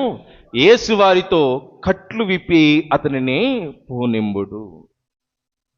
అతనికి నూతన జీవితాన్ని ఇస్తూ ఉన్నాడు. అతని కట్లు విప్పండి. మానవ దృక్పథముతో మీరు చుట్టినటువంటి ఈ కట్లన్నిటినీ కూడా దేవుడు అధికారముతో పటాపంచలు చేస్తూ ఉన్నాడు. అనగా ఆయన అధికారాన్ని చూపిస్తూ ఉన్నారు. రోమీలకు రాయబడినటువంటి లేఖ 4వ అధ్యాయము 17వ వచనాన్ని చూద్దాం. రోమీలకు రాయబడినటువంటి లేఖ 4:17 వచనమును చూద్దాం. అనేక జాతులకు నిన్ను తండ్రిని చేసి తిని అని వ్రాయబడి ఉన్నది. కనుక దేవుని ఎదుట ఆయన మన తండ్రి, అబ్రహాము ఆయన యందు విశ్వాసము ఉంచెను, ఆయనే మృతులను పునర్జీవితులను చెయ్యును, ఆయన శాసనమే శూన్యము నుండి సృష్టిని కలిగించును. Praise the Lord, praise the Lord, praise the Lord. ఆయన శాసనమే శూన్యము నుండి సృష్టిని చేశాను. కాబట్టి శూన్యము నుండి సృష్టిని చేసిన వాడికి, సమాధిలో మరణించిన వాడిని బయట తీసుకొచ్చి ఆయనను బంధించినటువంటి కట్ల నుండి విడిపించటం ఆయన అధికారాన్ని తెలియచేస్తూ ఉంది. 4వదిగా ఆయన యొక్క మహిమను తెలియచేస్తూ ఉంది. మనం 40వ వచనములో చదివాము. ఏంటన్నమాట? యేసు ఆమెతో, నీవు విశ్వసించినచో దేవుని మహిమను చూచెదవని నీతో చెప్పలేదా? ఏంటా మహిమ? దేవుని మహిమ ఏంటి? పునరుద్ధానము. ఇది మనందరికీ కూడా తథ్యము. ఏంటిది? ఇది మనందరికీ కూడా తథ్యం. ప్రియమైనటువంటి సహోదరులారా, చెప్పాను కదా, మనము పాఠశాలలో ఉన్నప్పుడు మన గురువులు చెప్పేటటువంటి మాటలను విన్నవారు ప్రయోజకులు అవుతారు. దాంట్లో ఎటువంటి సందేహం లేదు. గురువు చెప్పిన ప్రతిసారి ఇంకా మంచి భవిష్యత్తు ఉంటుంది, మంచి భవిష్యత్తు ఉంటుంది ఉంటుంది ఉంటుంది ఉంటుంది అని కాంక్షించిన ప్రతి వాడికి కూడా మంచి భవిష్యత్తు ఉంది. ఇంకెక్కడ మంచి భవిష్యత్తు, ఇక్కడ దాకా చదువుతాకే కనా కష్టం అయిపోయింది, నానా తిప్పలు పడ్డాను అనుకున్నాడు మధ్యలో ఉన్నవాడికి ఏమైనా వచ్చిందా? అలాగే ఇదిగో బోధించబడినటువంటి సత్యము ద్వారా వాళ్ళు అట్టగా చెప్పుకుంటారులే, ఉపయోగం లేదులే, మన టైము మనకు సమయం అయిపోతుంది, మనం వెళ్తూ ఉన్నామంటే మనము చివరిలో చెప్పానుగా ఆయన మహిమను మనం అందరము కూడా కోల్పోతూ ఉంటాం. కేవలము చూడజాలైనటువంటి మహిమ గురించి నేను మాట్లాడటం లేదు. నీ జీవితంలో దేవుడు చెయ్యాలని తలంచినటువంటి మహిమను నువ్వు కోల్పోతావు. నీ చేతుల చేజార్చుకున్నటువంటి దానవు అయిన వాడవు అవుతూ ఉంటాం. కాబట్టి ఆలోచన చేద్దాం. ఈ తక్కువ కాలములో మనందరము కూడా ఈ 5వ ఆదివారంలో ఆత్మ పరిశీలన చేసుకుందాం. లాజరు జీవితంలోనే దేవుడు ఎంత గొప్పగా మనతో మాట్లాడినప్పుడు మన జీవితాల్లో, వ్యక్తిగత జీవితాల్లో ఎన్నో త్యాగాలు చేసుకుంటూ ఎంతో విధంగా సంఘానికి, సంఘ అభివృద్ధికి సహకరిస్తున్నటువంటి మీకు, దేవుని యొక్క వాక్యాన్ని ముందుకు తీసుకెళ్ళడానికి సహకరించేటటువంటి మిమ్మల్ని అందరినీ కూడా దేవుడు ఇంకా అధికముగా, ఎంతగా అధికముతో దీవిస్తూ ఉంటాడు. ఆలోచన చెయ్యాలి. ఈ ఆలోచన ద్వారానే మన విశ్వాసము వృద్ధి చెందుతుంది. మన విశ్వాసము గొప్పగా మనం పునాదులు వేసుకున్న వాళ్ళం అవుతూ ఉంటాము. కాబట్టి ఆత్మ పరిశీలన చేసుకుంటూ అందరము కూడా లేచి నిలబడి మన విశ్వాసాన్ని ప్రకటించుకుందాము.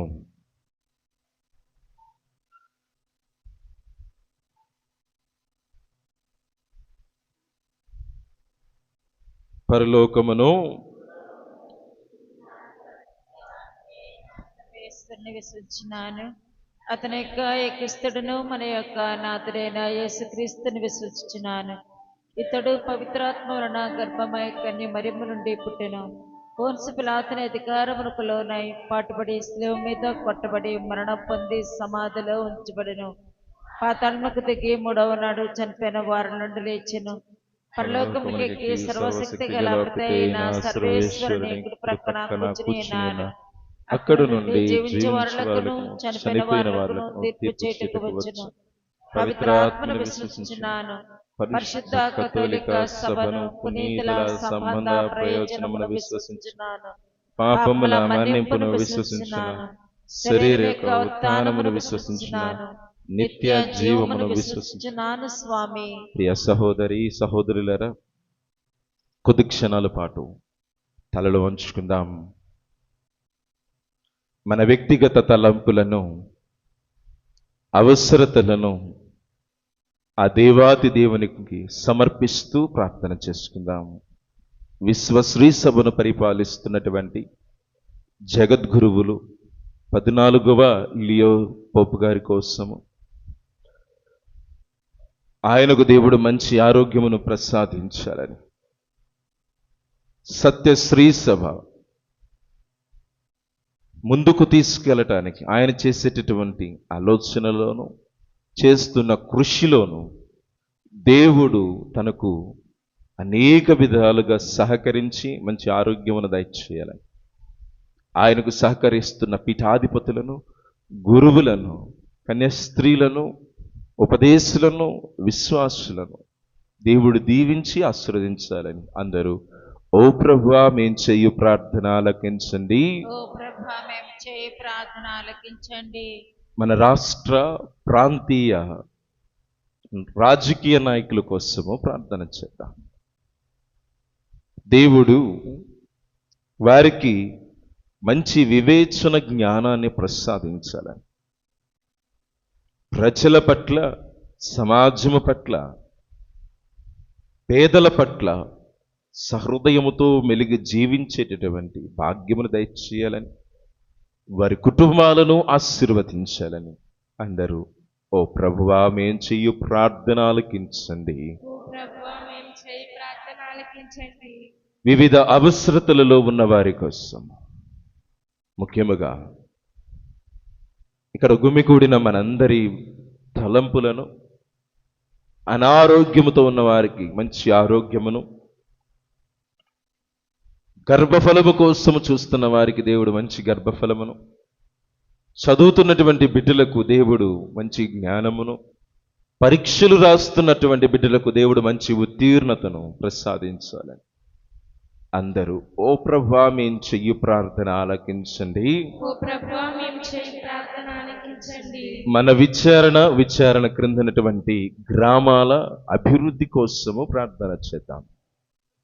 దేవుడు మన ఈ విచారణ ద్వారా అనేక మంది విశ్వాసులలో నూతన ఉత్తేజమును, వాక్యం యొక్క విలువను తెలియచేయాలని, ముఖ్యముగా మనకు అప్పచెప్పబడినటువంటి గ్రామాలు దేవుడు ఆశీర్వదించాలని, గ్రామ ప్రజలను ఆశీర్వదించాలని అందరూ ఓ ప్రభువా మేము చెయ్యి ప్రార్థన ఆలకించండి. ఓ ప్రభువా మేము చేయ ప్రార్థన ఆలకించండి. కొద్ది క్షణాల పాటు మౌనముగా మన యొక్క వ్యక్తిగత అవసరములను ఈ దివ్య బలి పూజలో సమర్పించుకుందాము.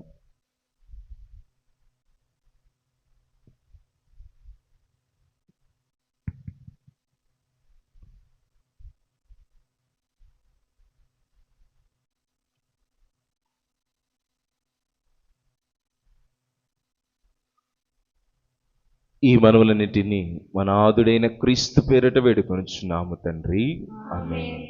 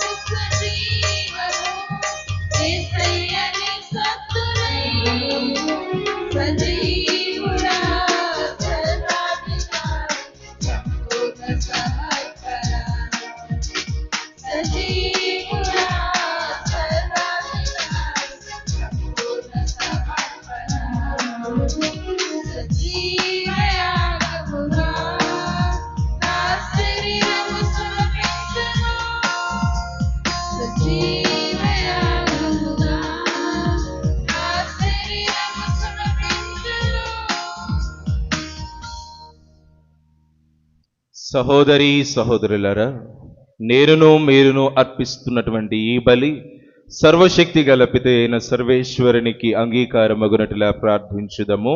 ప్రభు తన నామ స్తుతి మహిమ కొరకును, మన ప్రయోజనం కొరకును, తన పవిత్ర శ్రీ సభ ప్రయోజనం కొరకును ఈ కర్మల ద్వారా ఈ బలిని స్వీకరించుగాక.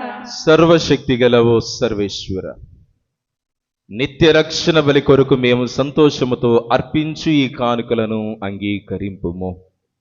ఈ బలి ద్వారా మమ్ము శుద్ధీకరింపుము. క్రైస్తవ విశ్వాసమును మాకు బోధించి ఈ బలి మాయందు సమృద్ధిగా ఫలించినట్లు చెయ్యము. మా ప్రభువైన క్రీస్తు ద్వారా ఈ మనవి చేయుచున్నాము. ఆమేన్. ప్రభువు మీతో ముందురుగాక. నీ ఆత్మతోను ముందురుగాక. మీ మనస్సులను ఉన్నతమునకు త్రిప్పుము. ప్రభువైపు త్రిప్పి ఉన్నాము. మన దేవుడైన ప్రభువునకు కృతజ్ఞత తెలుపుదము. కృతజ్ఞత తెలుపుట యుద్ధము న్యాయము. ప్రభువైన దేవా, పావన పిత, సర్వశక్తి గల నిత్య సర్వేశ్వర, మేము ఎల్లప్పుడూ ఎచ్చోటను నీకు కృతజ్ఞతా వందనములు మా ప్రభువైన క్రీస్తు ద్వారా చెల్లించుట యుక్తము, న్యాయము, ధర్మము, రక్షణదాయకము. ఎలయనా అతడు నిజమైన మానవ మాతృడుగా తన స్నేహితుడగు లాజరు కొరకు కన్నీరు కార్చెను. అతడు నిత్య దేవుడుగా లాజరును సమాధి నుండి లేపెను. మానవ జాతిని కనికరించి నూతన జీవమునిచ్చుటకు దివ్య సంస్కారములను ఏర్పాటు చేశాను. అతని ద్వారా సర్వదూతల దళములు నీ సమక్షములో ఆనందముతో ఉప్పొంగుచు నీ వైభవమును నిరంతరము ఆరాధించుచున్నవి. వారితో మా స్వరములను ఏకము చేసి నిన్ను దీన భావముతో స్తుతించుట ఎట్లనగా,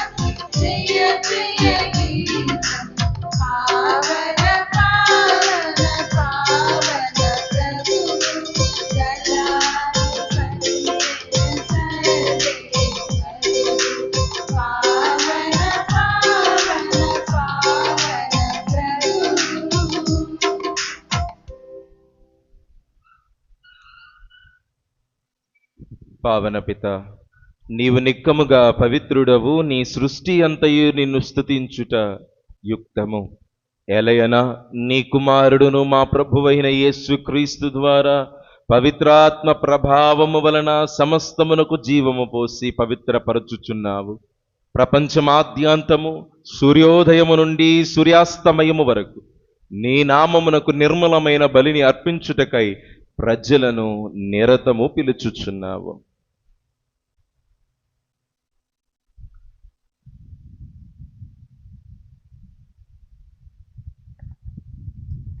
కావునవు ప్రభువా, ఈ కానుకలను నీ సముఖమునకు తెచ్చియున్నాము.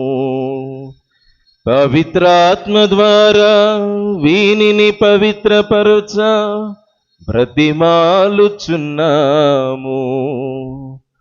ఈ విధమున ఇవి మా ప్రభువును నీ కుమారుడునైన యేసుక్రీస్తు శరీర రక్తములు అగునుగాక.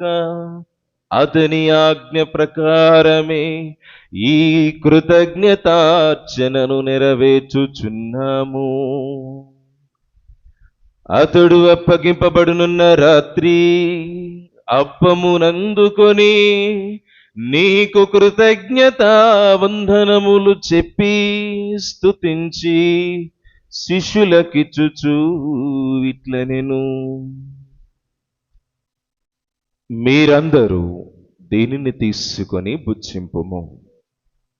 ఏలయనా ఇది మీ కొరకు అప్పగింపబడనున్న నా శరీరము.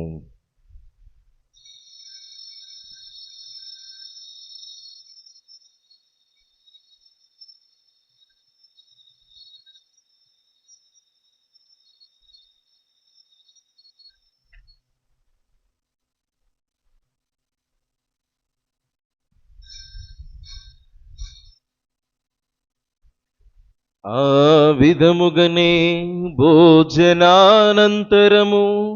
పాత్రమునందుకొని నీకు కృతజ్ఞతా వందనములు చెప్పి స్తుతించి శిష్యులకిచ్చుచు ఇట్లనెను, మీరందరూ దీనిని తీసుకొని దీని నుండి పానము చెయ్యుడు. ఏలయనా ఇది నూతన నిత్య నిబంధన యొక్క నా రక్తపు పాత్రము. ఇది మీ కొరకును అనేకుల కొరకును పాప పరిహారమునకై ధారవేయబడును. దీనిని నా జ్ఞాపకార్థము చెయ్యుడు.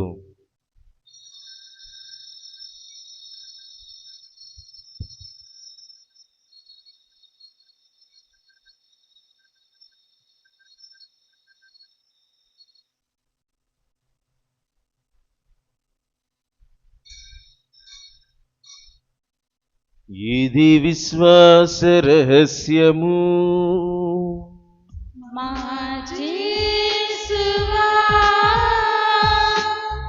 మీ మరణమును ప్రకటించెదము, మీ ఉత్థానమును చాటెదము. మీరు మరణవచ్చు వరకు మేము వేచియుందుము, మేము వేచియుందుము. కనుక తండ్రి, క్రీస్తు ఉత్థానమును మరణమును ఉత్థానమును స్మరించుచు జీవమును వసగు ఈ అప్పమును రక్షణ పాత్రమును మీకు సమర్పించుచున్నాం. నీ సముఖమున నిలిచి నీకు పరిచర్య చేయుటకు మమ్ము పాత్రులనుగా చేసినందుకు మీకు వందనములు తెలుపుచున్నాము. క్రీస్తు శరీర రక్తములందు పాలివారగు మమ్ము పవిత్రాత్మ ద్వారా ఐక్యపరచమని బ్రతిమాలుకొనుచున్నాము. ఓ ప్రభువా, ప్రపంచమంతటా వ్యాపించి ఉన్న నీ శ్రీ సభను జ్ఞాపకం ఉంచుకును. మా లియో జగద్గురువును, మా జోసఫ్ రాజారావు పీఠాధిపతిని, గురువులందరితో పాటు మమ్మును నీ ప్రేమయందు పరిపూర్ణులను చెయ్యము. ఉత్థానమగు నమ్మికతో చనిపోయిన మా సహోదరి సహోదరులను నీ కనికరమందు చనిపోయిన వారందరినీ జ్ఞాపకం ఉంచుకొనుము. వారిని నీ దివ్య ప్రకాశములోనికి చేర్చుకొనుము. మా అందరిపై దయచూపి దేవుని కన్యతల్లియగు మరియ మాతతోనూ ఆమె నిగ్రహ బలుడైన పునీత జోజప్ప గారితోనూ అపోస్తులతోనూ వేద సాక్షులతోనూ పునీతులతోనూ ఆది నుండి నీకు సేవ చేసినటువంటి పుణ్యాత్ములందరితోనూ మాకు నిత్య జీవితములో భాగమును దయచేయుము. అప్పుడు వారితో కలిసి మేము నీ కుమారుడగు యేసుక్రీస్తు ద్వారా నిన్ను స్తుతించి మహిమపరచుదము.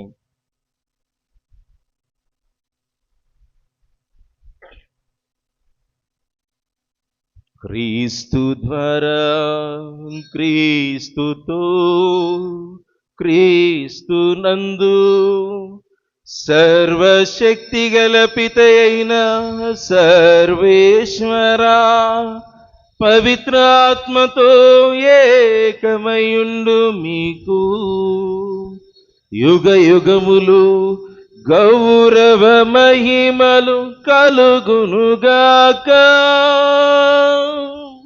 గౌరవ మహిమలు కలుగునుగాక.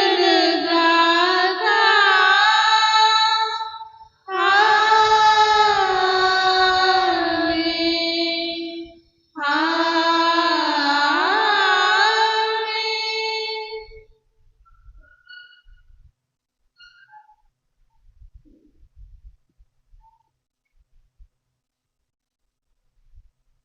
మన రక్షకుడిచ్చిన పరమోపదేశమును అనుసరించి ప్రార్థింప సాహసింతము. పరలోకమందున్న మా యొక్క తండ్రి, మీ నామము పూజింపబడునుగాక, మీ రాజ్యము వచ్చునుగాక, మీ చిత్తము పరలోకమందు నెరవేరినట్లు భూలోకమందు నెరవేరునుగాక. నానాటికి కావలసిన మా ఆహారము మాకు నేటికి అనుగ్రహింపుము. మా యొద్ద అప్పుబడిన వారిని మేము మన్నించినట్లు మా అప్పులను మీరు మన్నింపుము. మమ్ము శోధన యందు ప్రవేశింపనివ్వక కీడుల నుండి మమ్ము రక్షింపుము. ప్రభువా, అన్ని కీడుల నుండి మమ్ము రక్షింపుము. మా ఈ రోజులలో మాకు శాంతిని ప్రసాదింపుము. నీ దయానుగ్రహము వలన పాపము నుండి మమ్ము విముక్తులను చేసి అన్ని కలతల నుండి సర్వదా కాపాడుము. మేము మోక్షానందమును మా రక్షకుడైన యేసుక్రీస్తు ఆగమమును నిరీక్షించుచుందుము. ఏలైనా నిరంతరము మీదే రాజ్యము, మీదే అధికారము, మీదే మహిమ. శాంతిని మీకు అనుగ్రహించుచున్నాను, నా శాంతిని మీకు ఇచ్చుచున్నాను అని నీ అపోస్తులతో వచించిన ప్రభు అయినటువంటి యేసువా, మా పాపములను లెక్కింపక నీ శ్రీసభ విశ్వాసమును వీక్షింపుము, నీ చిత్త ప్రకారము నీ సభకు శాంతిని ఐక్యమును అనుగ్రహింపుము. యుగ యుగములు జీవించుచు పాలించు ప్రభువా, ఆమేన్. ప్రభుని శాంతి ఎల్లప్పుడూ మీ అందరితో ఉండును గాక. మీ ఆత్మతోను ఉండునుగాక. ఒకరికొకరు సమాధానమును తెలుపుకుందుము.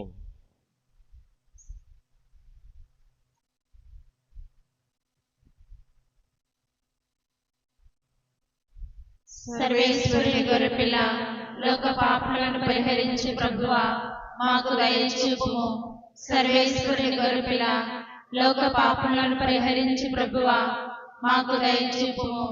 సర్వేశ్వరుని గొర్రెపిల్ల, లోక పాపములను పరిహరించు ప్రభువా, మాకు శాంతిని దయచేయము.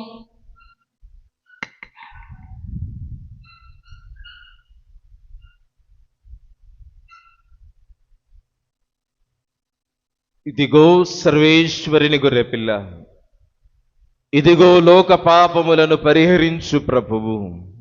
ఈ ప్రభుని యొక్క విందుకు పిలువబడిన మనము అందరము ధన్యులము.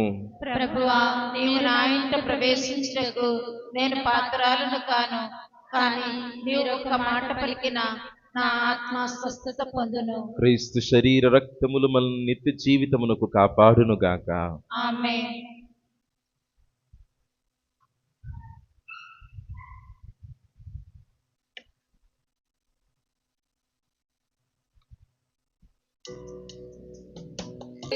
సజీవ జలనిధి,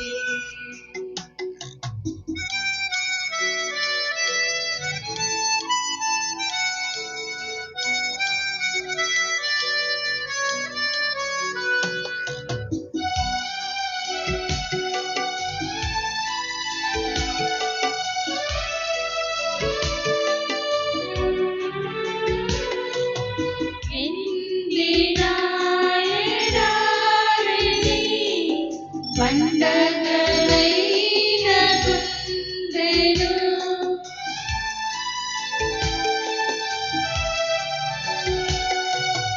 ఎండిన ఎడారిని, పండగలైన గుండెను పండించుచున్నది, మండించుచున్నది, పండించుచున్నది, మండించుచున్నది.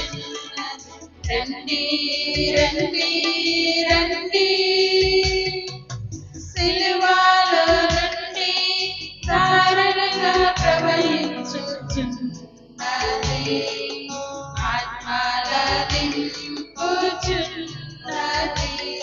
సజీవ జలనిధి.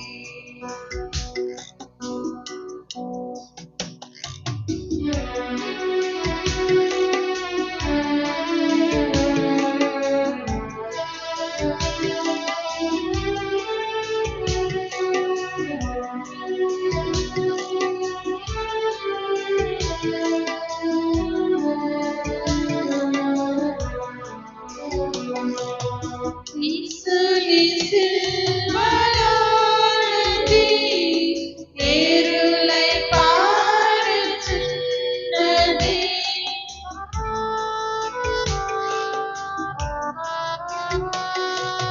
నిసుని సిల్వలో నుండి ఏరులై పారుచున్నది,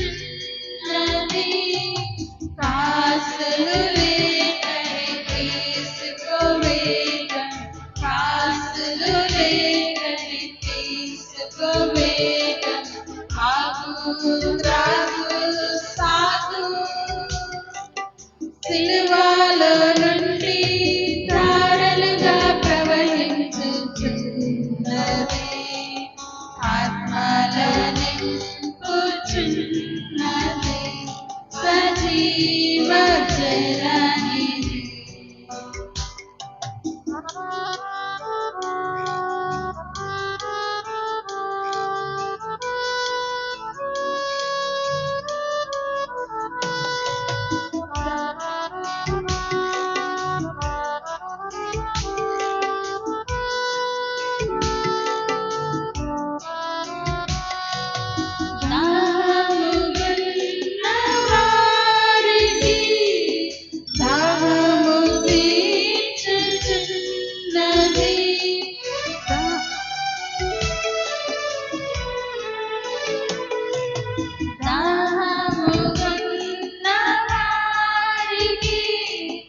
పునీత ఇన్యాసు వారి చేసిన జపము. క్రీస్తుని ఆత్మమా, నన్ను పరిశుద్ధపరచండి. క్రీస్తుని శరీరమా, నన్ను రక్షించండి. క్రీస్తుని రక్తమా, నాకు తృప్తి కలుగునట్లు చేయి కరుణించండి. క్రీస్తుని ప్రక్కలో నుండి కారిబడిన నీళ్ల, నన్ను కడగండి. క్రీస్తువు అనుభవించిన కష్టమా, నాకు ధైర్యం కలుగునట్లు చేయండి. ఓ మంచి యేసువా, నా ప్రార్థన ఆలకించండి. మీ గాయముల లోపల నన్ను దాచుకునండి. నేను మిమ్ము ఎడబాయినట్లు చేయకండి. దుష్ట శత్రువుల చేతిలో దొరకకుండా నన్ను కాపాడండి. నా మరణ సమయమునందు మీరు నన్ను పిలుచుకునండి. నన్ను మీ సన్నిధికి రాచేయండి. అప్పుడు మీ పునీతులతో కూడా ముగింపులేని కాలము నేను స్తుతింతునుగాక. పరిపూర్ణ ఫలము గల జపము. మహామధురముతో నిండిన మంచి యేసువా, దాసుడనైన నేను దేవరవారి సముఖములో మోకాళ్ల మీద నిలచి సాష్టాంగపడి నా చేతులను నా కాళ్లను తొలిచినారు, నా ఎముకలన్నీ ఎంచినారు అని దేవరవారిని గురించి పూర్వకాలమందు దావీదు దీర్ఘదర్శి వచించిన దానిని నేను ఇప్పుడు జ్ఞాపకపరుచుకొని దేవరవారి యొక్క 5 గాయములను మిక్కిలి భక్తి పట్టుదలతోనూ దుఃఖముతోనూ నా అంతరంగమునందు విచారించి తలంపు చే ధ్యానించెడు. ఈ సమయమునందు దృఢమైన విశ్వాసము, నమ్మిక, దైవ ప్రేమాయనుడు సుకృత పుణ్యములను, నా పాపముల మీద నిజమైన మనస్తాపమును వానిని దిద్దుకొన మిక్కిలి దృఢమైన ప్రతిజ్ఞను నా హృదయమునందు ముద్రింపవలేనని నా మంచి చేసువా దేవరవారిని నా ఆత్మైక మేలైన ఆశాకాంక్షతో బ్రతిమాలి ప్రార్థించుచున్నాము స్వామి. ఆమేన్. గురువుల కొరకు జపము. నిత్య గురువులైన యేసు ప్రభు, నిత్య గురువులైన యేసు ప్రభు, మీ గురువులను మీ పరిశుద్ధ హృదయమునందు సురక్షితముగా నుంచుకొనండి. మీ పవిత్ర శరీరమును తాకెడు వారి కరములను పావనముగా నుంచండి. మీ మహనీయ గురు పట్టముచే ముద్రింపబడిన వారి హృదయములకు లోకమలినము సోకనీయక ఎల్లప్పుడూ పరిశుద్ధముగా నుండినట్లు చేయండి.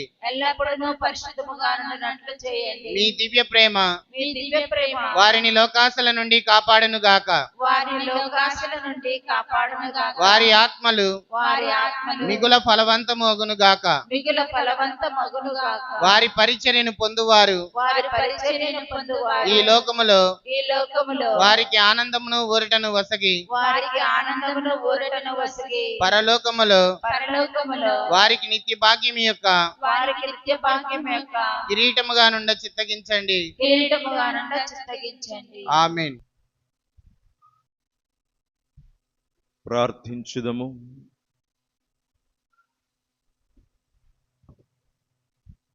సర్వశక్తి గలవో సర్వేశ్వర, ఐక్యమునకు గుర్తుగా ఉన్న ఈ దివ్య సంస్కారములో మీ దివ్య కుమారుని శరీర రక్తములను మాకు అనుగ్రహించితివి. ఈ పవిత్రమైన పోషకాహారముతో మేము క్రీస్తు జ్ఞాన శరీరములో భాగములుగా గౌరవమును గుర్తింపును పొందు భాగ్యమును మాకు దయచేయము. మా ప్రభు అయిన క్రీస్తు ద్వారా ఈ మనవి చేయుచున్నాము. ఆశీర్వాదముకై నిలబడము. మీతో ఉందురుగాక. సర్వశక్తి గల సర్వేశ్వరుడు పిత, పుత్ర, పవిత్రాత్మ మేము దీవించి కాపాడునుగాక. పూజ సమాప్తమైనది. వెళ్ళి క్రీస్తు ప్రభుని యొక్క ప్రేమలో సేవలో జీవించుచుందుము. సర్వేశ్వరునికి వందనములు.